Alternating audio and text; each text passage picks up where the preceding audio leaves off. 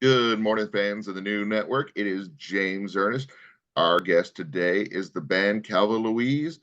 It is consisting of Jassy on guitar, Alizon on bass, and Ben on drums. And they all do a little bit of the singing, so they all contribute. We're going to talk about their origins. We're going to talk about their videos. We're going to talk about their upcoming performance at Sonic Temple in Columbus, Ohio, which is going to be phenomenal. So, guys, this one's for everyone. When did you all first fall in love with music? Ooh, wow. Yeah. Yeah, I think I was probably about like 6 or 7. I was listening through some of my dad's cassettes, and I was listening to there's an English band called The Alarm. That was like one of the first records I ever heard, and yeah, it was just amazing. Yeah, it was really good. Yeah. I think I was in my mom's womb because my parents, so my dad's a musician, and well, my mom kinda as well. And so since they've been together since my mom got pregnant, they would put like, remember they told me they would put like Nirvana on the Oh, on her belly, like cool. uh, and I can't really remember because my house was always full of a lot of heavy music, a lot of rock music, from both well, because I grew up in Venezuela, so like a lot of music in Spanish as well. So I can't remember my first gig, or must have been either my first or second gig, and that was when I was like 7 years old. It's a bit weird, but my parents took me to like a big festival in Venezuela. It was very near from where we lived, and Molotov, which is a Mexican band, was playing there. And I remember this like the first time I was seeing like a stage, a big stage. They they don't do music for kids, right? They're quite heavy and in the lyrics as well. But I remember it was amazing. I couldn't stop having that memory play in my mind. So yeah, it must have been when I was 7 years old and I saw Molotov for the first time. Nice. And then Yeah, Al, for me, I mean, there was always my parents are not musicians, but there was always music playing in the house growing up. My dad would listen to like bands like The Police, The Who, and like loads of French music. So I don't know, it was always just there constantly. so how did you all originally meet? Yeah, long Alzon? Long Yeah, story short, right? So Jess grew up in Venezuela, and then she moved to Normandy in France, where I'm from, and she ended up in my class in my school. Yeah, when I was 16, Yeah. so I could speak French well, but like it was kind of difficult for me to adapt in France. I'd never seen snow as well, like it was cold, and it was really hard. My accent was kind of like weird, and I got a bit ostracized a little bit, like kind of put on the side. And Alice was also kind of like, we were in a cool school, but music wasn't like the biggest thing there. And we just kind of, I saw Alizon like play guitar once, and I gave him, was like, oh, do you want to play bass? Gave him a bass. And my plan already to go to France was a stop to go to England, but I didn't speak English, so that was kind of like, okay, first stop, go to Europe, go there, and then Normandy. I chose Normandy because it was so close to England. Just it's like the closest way. And the idea was, I told Alizon after like we finish school, I'm going to England. That was the plan. Do you want to follow? And then he was like, I don't speak English. It doesn't matter. Me neither, really. So we just went to England. And by getting into the circuit of like going to gigs and like not knowing anyone, but kind of being the super excited about things, we ended up meeting Ben at one of like a show that was happening. Yeah, we're like, oh, we're foreigners, and he was like, oh, well, me too. I'm from New Zealand, and Cool. uh so yeah. So it sounds like that was always the plan, was to go to England. So it was just meant to be that you all would form together. That is awesome. So how did rehearsing in the studio, so iconic as London's venue of the Roundhouse, help you unify the band and allow you to create a unique style of music? Oh, yes. Well, I Well, that think- came from you. Yeah, so like I can't remember who I heard it from. It was a friend of mine. They said that they were rehearsing in the Roundhouse, and I was like, "What? Yeah, how's Like, that how's that possible? possible?" Like, at first I thought it was, in the main hall, and but no, they have like room on the ground floor. They have rooms around the side, and actually, what they were doing with the council was they were doing like a program for young artists. And it only cost, once you signed up, it only cost £1 per hour Yeah, to rent so good. the Oh, room. wow. That ain't bad at all. Yeah, the room. And for London, that's just crazy. Yeah. It's so cheap. So I think we were there. I don't know how many years we were there for, but we were there pretty much like From every the day. start, yeah, and from the Like- start of that kind of program. And because we were all so poor at the time, Well, still. like, it was still, yeah, but like, yeah, even back then, like that allowed us to really put the hours in. So like we had, I don't know, we were there like maybe 3 to 5 hours a day. Yeah, we will like sign up really quickly because the word started to spread and everything, and we're like, we need We just booked a 4 hour slot every day. Yeah. For this foreseeable future, we'll just booked everything. Yeah. Yeah. Because it was £4, Yeah. Yeah. so that was honestly, I don't think like without that, because we didn't even know where else we could practice everything was too expensive for us. So yeah, that was a great thing. Yeah. So it sounds like a real blessing to be able to practice there. Yes, Yeah, absolutely. definitely.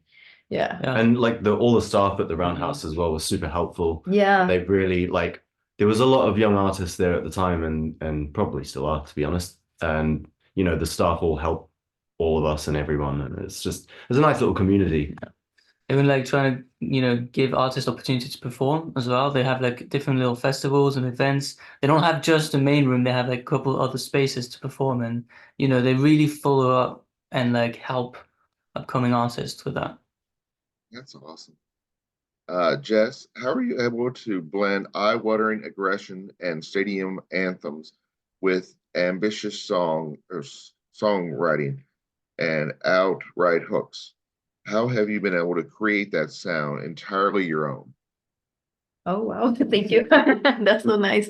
I think, well, I don't know, it's just like the fact of again, like I feel like I'm already a very weird blend of things, because so I got 3 nationalities. My main one is Venezuelan, and it's the one that I don't really look like.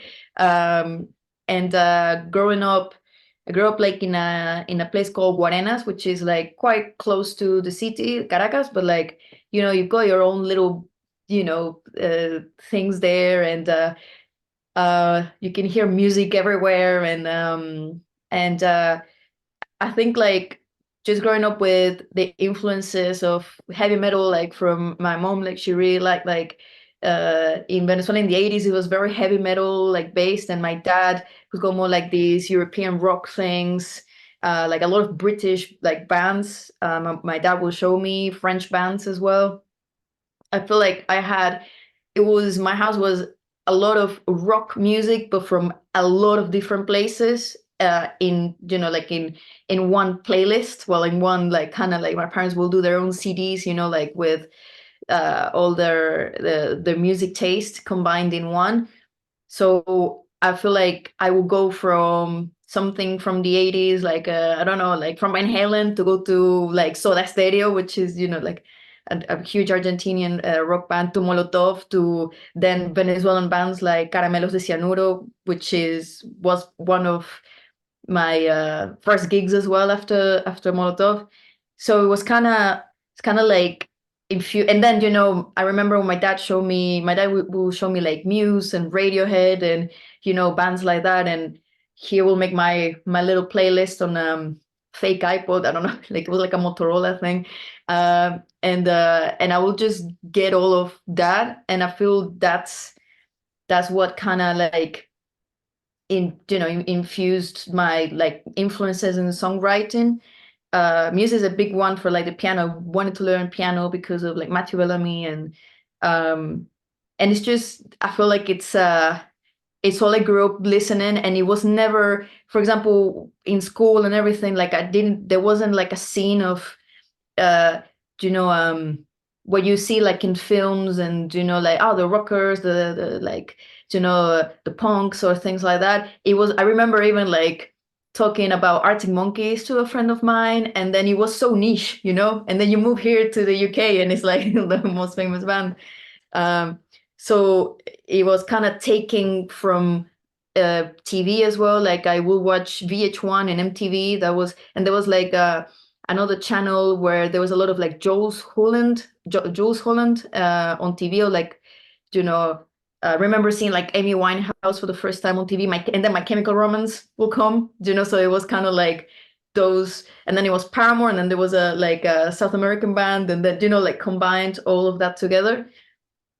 So I think it was just the fact of how I grew up, like I really loved rock music, and then and then you will listen to something like música llanera, like Simón Díaz, which is an influence as well, but it's traditional, more traditional music. So I guess it all got crossed in my brain, and that's that in the end, it was all that fusion of things put together.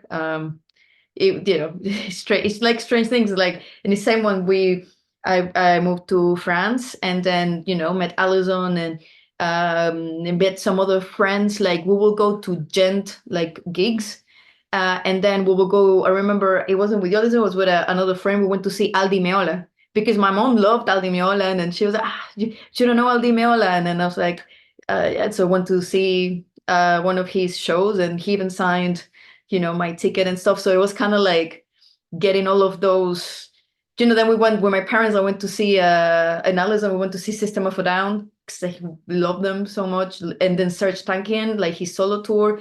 So it was all kind of like, don't know, it's just, I feel being lucky of having parents that love all kinds of music, and then were open, like since I was a child, to take me to gigs and festivals and things like that, and at the same time loving like more traditional music from where they both are, because my dad, he's French, so I'm half French as well, and so my dad, although my dad is like it's more Latin in his music, like what you call it, a taste, because lived so long in Venezuela, but just taken from all the different cultures that I grew up with. I don't know if that answers it. Yeah, no, that's a great answer. Shoot. Yeah, Calva Louise, it really feels like is what happens when the world comes together, when the entire history of music inspires and creates art. It sounds like your music, it sounds like. Oh, thank Fair you. to Well, say? So what is the best part of being in Calva Louise, Ben? I think I think one of the things that I really enjoy is just doing something different every day. It's like there's so many different tasks that happen, and like some of them are just things you wouldn't expect, like for example, stapling up a green screen to a wall or to a ceiling. And sometimes you just think like, this is so different to anything else that like other people do and stuff. And I don't know, like I think for me, performing live is probably one of the biggest things. I don't know about you guys, but I love playing live. I love meeting people after the show. That's why I do it. Yeah, Awesome. that's good. Yeah. So it sounds like wearing a wide variety of hats, just having different experiences. It sounds like really inspires you all. And then, of course, the best part being on the stage. Yeah, absolutely. Yeah. As you said, yeah, that's yeah. good No, that answer. was yeah, Yeah, that was right I right think on we all, point. I think we all agree with that. So the first two albums, I understand, like you were mentioning there with the green screen, are DIY projects. Yeah, well, it's yeah. So again, it's kind of like I think I wouldn't say like complexity of the story, but like it's intricate. So when we came to England, Alizon and me, again, it was quite hard, like culturally to adapt. But at the same time, we have, it's like this desire to belong and then to be, a part of, a community or, of music that we admire so much. So we little by little like try to find ways of how we could survive at the same time as doing, being a band, because what happens a lot of times, has happened a lot to my friends, you move as a foreigner, you move to England to do music, but it's too hard, and then you end up working like almost like 20 hours a day, and then you're too tired to do music and things like that. So whenever we had an opportunity or like a sign or like, from the universe, or one of it is like Alizon was working a lot like fixing things and building furniture and things like that, and then his tools got stolen from his car, but not the pedal boards. The pedal boards were left untouched. So we're like, you see, this is kind of we gotta like find ways to survive, to be, because we used to live in like in a bunk bed in the south of London. It's called Catford, for those who would be like, yeah. And we got offered like a deal to do like an indie album. It was very, everybody's got the niche and their ways, and then it's like, it's a northern label, really nice, and but it's very kind of like there's a style, for of music for we were too spread out, we still are, I think, but we were too not easy to understand. We didn't have a hometown, things like that. So when we got offered to do like a indie album, right, we just, you can't say no, because we love indie. We're finding ourselves as well amongst it's not like finding our identity, but it's finding who we are amongst a new environment of people that not necessarily understand our culture, like, or how fragmented it is. Because when you say Latin, that's, and then you see me, it doesn't, sometimes people are like, that doesn't make much sense. Like, I've been asked, are you sure? And I was like, well, yeah, I'm pretty sure. But so it's hard for people to understand who we are, and we were like, but it's complicated because the story is so intricate, right? So we did Rhinoceros in like in 2 weeks, and again, kind of not being it's not that we weren't able to be ourselves, but we were really following advice in terms of, we can't be precious about, we're lucky enough that we live here and then we're not on the street, because it almost happened to us that we literally, as in me, were like, we didn't have a place, like for real. Like we were in really dodgy places, and then how can we survive? And it was really, really hard, like being in the winter in Alizon's little Twingo, and it was kind of, it was really hard. And then when you get offered some money to record, and then that could be, like, you could at least do something that is not taking all your life, that is music, like, so you do music, and that we like, yeah, said yes to everything, that will come our way. We're like, yes, yes, yes, yes. But at the same time, realizing that people still don't understand like what we want to do. For example, yeah, when we did Rhinoceros, it was great, but we recorded in like 10 days. We didn't have a say much in the mixing. And it was really hard because it was very, it's like people are like, oh, I know what we can do with you, but we're not English, and the formulas don't work with us in terms of, why don't you sell out a hometown show? But because we don't have a hometown. So Exactly. we can't invite our friends from school. We can't invite our parents, family, like where? Like that doesn't exist for us here. So, we recorded that, kind of saying yes to everything because we knew that could open doors, which they did to us little by little.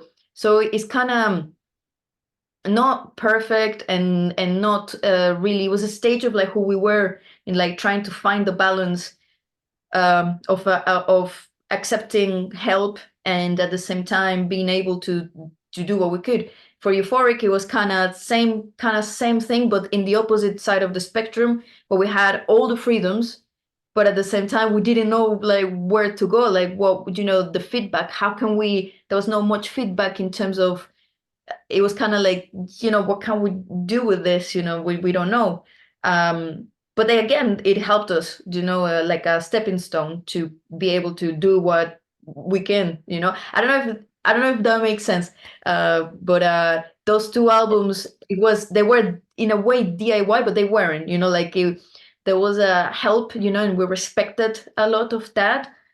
But at the same time, we lost on the way, like it's kind of lost of. It's also another thing we've talked with so many bands about this. It's hard to focus 100% on like musically, like when you have no team, or when you have, when you were like, you don't know how you have to move places because you can't afford it, or like, we used to live, with people that would let us sleep there for, a couple of months. Me, for example, like moving around London or whatever. Alizon was living with Ben's parents, at one point, it was kind of, you know, when, like we couldn't focus on the music 100% because we had to focus on how to survive the life. Yeah. Definitely. I was going to say, shoot, I know it's kind of bold of me to speak on behalf of the people of Columbus, Ohio, but you know what? When you come to Sonic Temple, we're going to make that feel like your hometown, because you might not have an individual hometown. We can make that your new official hometown, because we are going to bring the fans. It is going to be great. You're going to have a wonderful time there and just enjoy yourselves and put on one heck of a show. Oh, thank you so much. That's so that nice. means the world up. Thank you. I'm gonna cry. Our pleasure. So music's constantly changing, it's constantly growing, it's constantly evolving. Like you said, from Rhinoceros to now with your recent Audio Tree Live 2024, it is really grown and advanced. And I can imagine it's only going to constantly keep improving as things go by and incorporating new things. Speaking of new things, I understand, Jess, that you have custom equipment. Is that true? Custom equipment, yes, of course. Thanks to Alizon, because yes, like again, we tried to be everything DIY, and we're very lucky that Alizon knows how to build things from scratch. So anything that has to do with metal, wood, even plastic, like you can make it comes from a place where like like Jess said before, like we didn't have much, still don't have much, but like but we still want to make things great and special. And like when it comes to stage shows and when it comes to equipment, it's like we need to make things work. And you learn how to make it yourself, how to craft it yourself. And it's the same thing with the videos, they just learn how to do it. It's kind of like, well, it needs to happen. Nobody's going to do it for us, so let's just learn how to do it. And so for the equipment, I think it was like answering a problem with the piano specifically. Yeah. That Jess wanted to start playing piano live, but having a piano is very cumbersome on stage because you're stuck behind the piano, you can't really move away. So and when you sing, and then like and you need to have two mics, and it's and I thought I would have been great to have one of those gaming keyboards, like really cool, like things that slide and everything. And Alice was like, hold my hammer. That is awesome. And then with your song Nine Lives, you all had the pleasure of working with Blackpool-based rockers Strange Bones.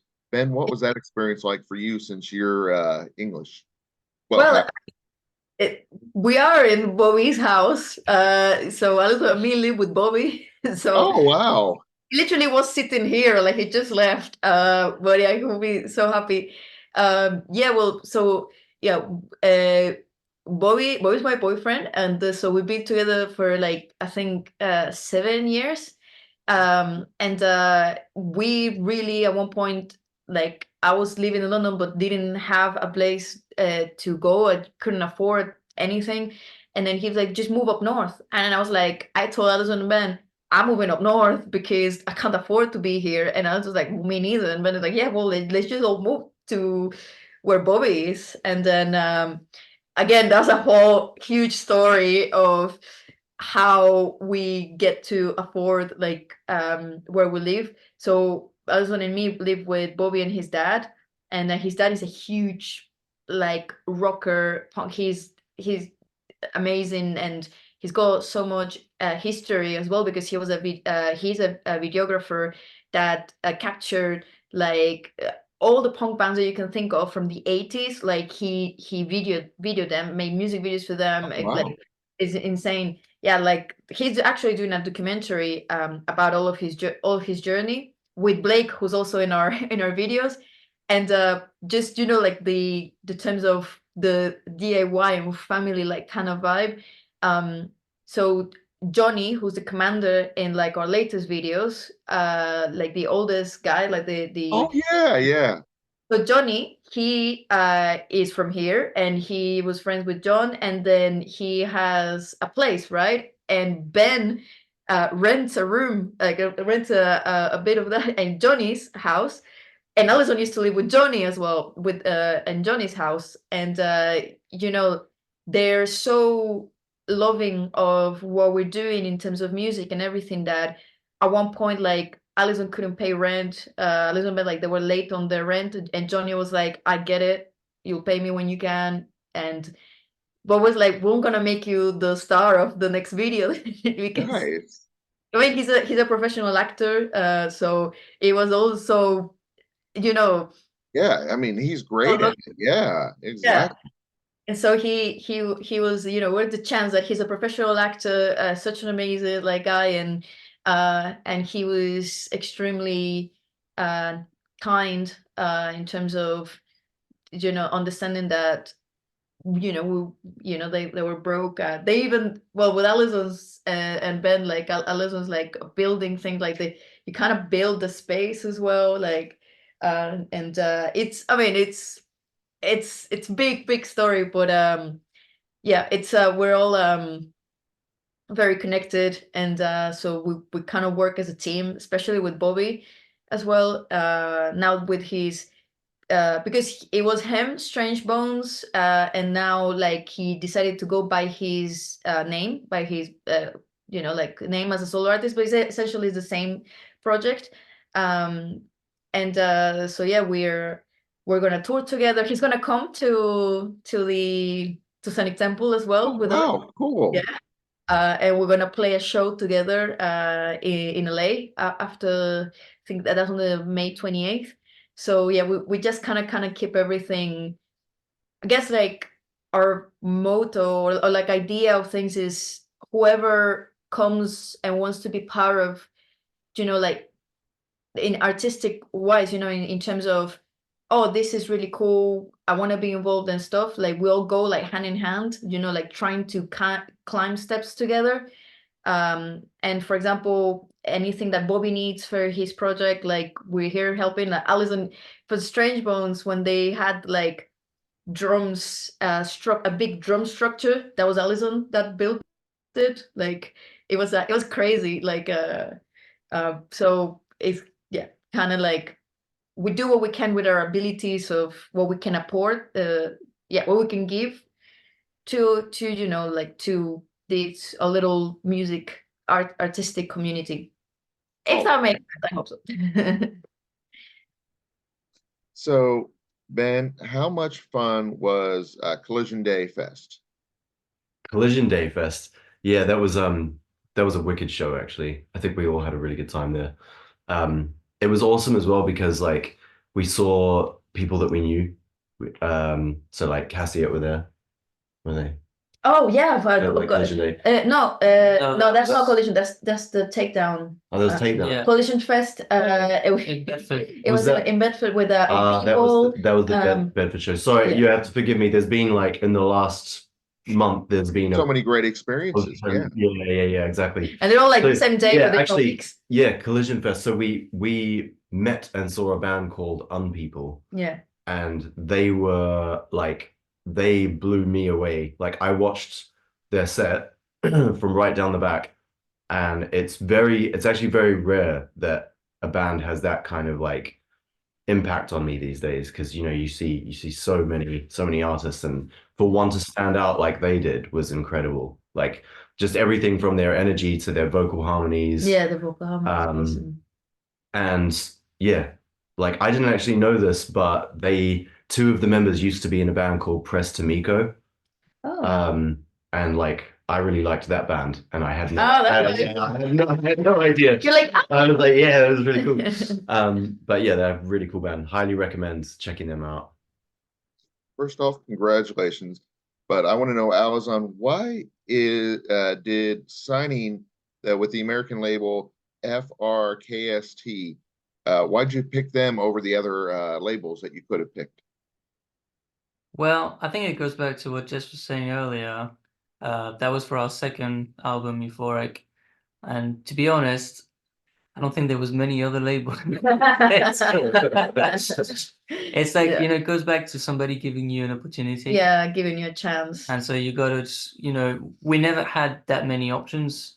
So it was always just like, let's go with it. Let's have the experience. Anybody that Yeah. that offers you help, you're not gonna be like no, like not gonna be like yeah, thank We're you. still grateful for Johnny and Brick Yeah. Street and 300 for giving us this opportunity, because it ended up being a great experience as well. And then, Alizon, do you all have the playlist ready for the Sonic Temple, or are you waiting closer to put that together? Yeah, I think we have it now. I think we have the set for Sonic Temple. Oh yes, exactly. Yeah. Gotta go practice it, but like yeah. We're actually gonna play a song that we've never played live yet. Ooh, nice. Yeah, we're gonna play the latest release, Under the Skin. Cool. And then, Ben, how great is it touring with special guest Bobby Wolfgang in England or throughout the Europe? Yeah. Yeah, well, I mean, we've known Bobby for ages. Like Jess and Bobby are together, so like we're here. Well, these guys live here with him, so we're just like super tight. We're really good friends. We're really close. So it's gonna be good to just be on the road with your friends. Like that's the main thing. It's just a good vibes. Everyone has a good time, and I don't know. You feel good with people that you know and get on with. So you mentioned in the new song going to be performing at the Sonic Temple. With being busy touring, with your schedule being so hectic, Jess, when do you expect to release another album? Well, we're working on it at the moment, so that will be part of the album. Yeah, literally just right now we're working with a friend Mazare that has been like mixing it and co-producing it, and with like towards like our mentor and the person has helped us so much, Gareth from the band, Gareth McGrillen from the band Pendulum and Knife Party. So it was amazing, like to us to get to meet him, and I co-wrote the song Under the Skin with him, and he produced it, and it's a great team. Like we have, between us, Gareth, and Mazare as well, who's in Italy actually. So it's kind of like we're just working on it. It feels very chill, like it feels really good. But we're working every day to get all these new songs ready, and and hopefully to release a new one in like 2 months. So yeah, Not the album, excited. the song. Not the album, yeah, another song, yeah. Cool. I was going to say, your music videos keep getting better and better. Is it because of the hard work? Is it because of the experience in the previous videos, or access to more technology, or is it a combination of all three? A combination of all three, absolutely. It's yeah, the three. Awesome. It feels like you've embraced the process of creating art, not just musically, but like videoly. Do you enjoy the process? Yes, absolutely.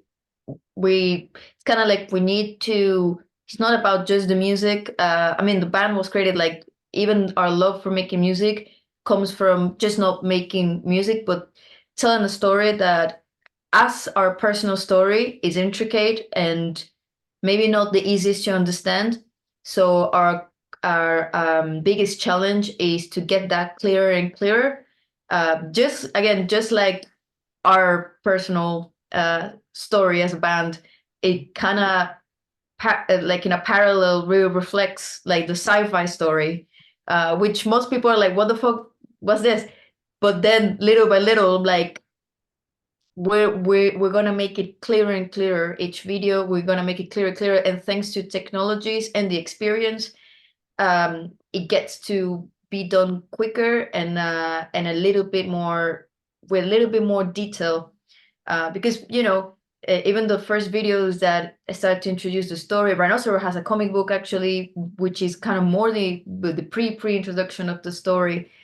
But people are like, I don't get it, whatever, or like, this is not done well. But again, we're a team of three, without degrees of nothing. And well, Ben has a graphic design degree, but Alizon and me, we don't have any studies, things like that. So we're just kind of like self-taught, and we're just trying our best to not compete, but to try to belong in a professional, like a level. And sometimes that's really hard with the means that we have. But again, yeah, thanks to technology, every time that there's a new update in like After Effects, like Rotoscope 3.0, like I don't know which, if there's a new update or things like that, but things become a bit easier to like to edit videos. So yeah, very grateful that